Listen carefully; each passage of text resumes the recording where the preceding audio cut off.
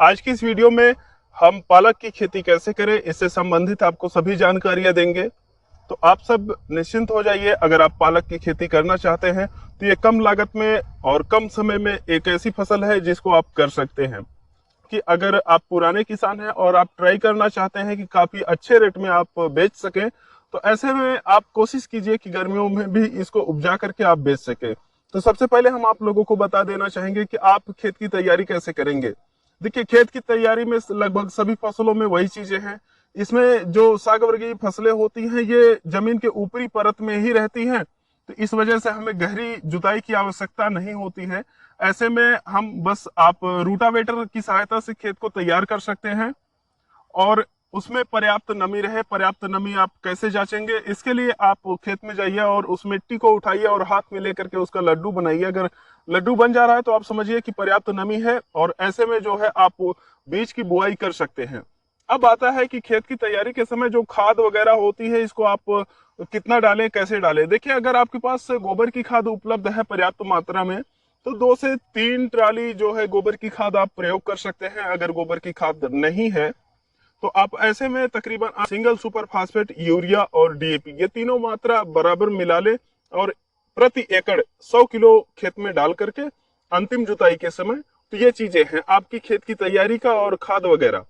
तो ये जो पालक की बीज होती है इसको जब हम बुआई करने जाते हैं तो उसके पहले हमें कुछ काम करना होता है। एक तो डायरेक्ट आप चाहे तो खेत में डाल करके और हल्का सा मिला सकते हैं, लेकिन उसके पहले अगर जो कुछ चीजें की जाती हैं अगर हम करते हैं तो जर्मिनेशन हमें अच्छा मिलता है, जमाव अच्छा आ जाता है। तो ऐसे में हम आप लोगों को बताना चाहेंगे कि आप उस प्रक्रिया को कर लीजिए। उस प्रक्रिया को करेंगे कैसे। देखिए, 1 एकड़ में तकरीबन 18 किलो आपकी जो पालक की बीज होती है ये लगती है और 18 किलो आप लेकर के आइए 1 एकड़ के लिए। अगर आपको लगाना है या आपके खेत के अनुसार जितना भी आपको चाहिए, तो उसके बाद ये जो पालक की बीज है इसे एक बाल्टी में डाल करके पानी से भिगो दीजिए। तकरीबन 12 घंटे तक आप इसको भिगोए रखिए, फिर उसे निकाल लीजिए और तकरीबन 10 से 15 मिनट रख दीजिए ऐसे बाहर। और उसके बाद जो आपके चूल्हे से राख निकलती है तो उस राख को हल्का सा मिला दीजिए जिससे खेत में फेंकने में आसानी हो। और नहीं तो बीज चपकी हुई रहती है तो बराबर आप फेंक नहीं सकते हैं।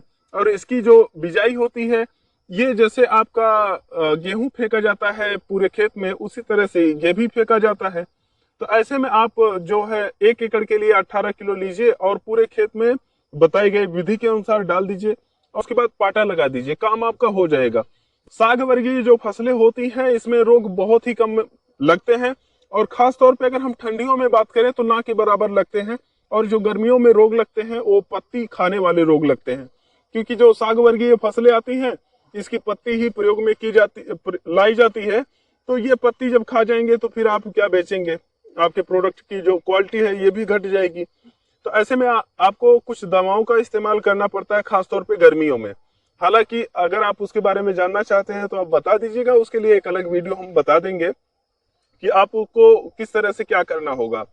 अब आती है बात इसकी पहली सिंचाई आप कब करेंगे। तो पहली सिंचाई करने के लिए आप ध्यान दीजिए कि जब आपकी जो पालक होती है ये 2 इंच से ऊपर हो जाए या इसमें 3 या 4 पत्ते आ जाएं छोटे छोटे, जैसा कि आप देख पा रहे हैं, तो ऐसे में आप सिंचाई कर सकते हैं। साग वर्गीय फसलों की जब भी आप सिंचाई करें, जैसे आपकी पालक है, तो जब आप सिंचाई कर रहे हैं तो कोशिश ये कीजिए कि ज्यादा हल्की, जैसे सिर्फ हल्का सा पानी लगाए, क्योंकि पानी ज्यादा होने की वजह से जो मिट्टी जाम हो जाती है जिसकी वजह से पौधे का विकास नहीं होता है। और इसके साथ साथ ज्यादा पानी लगने के कारण आपकी जो पत्तियां हैं ये पीली पड़ने लगती हैं।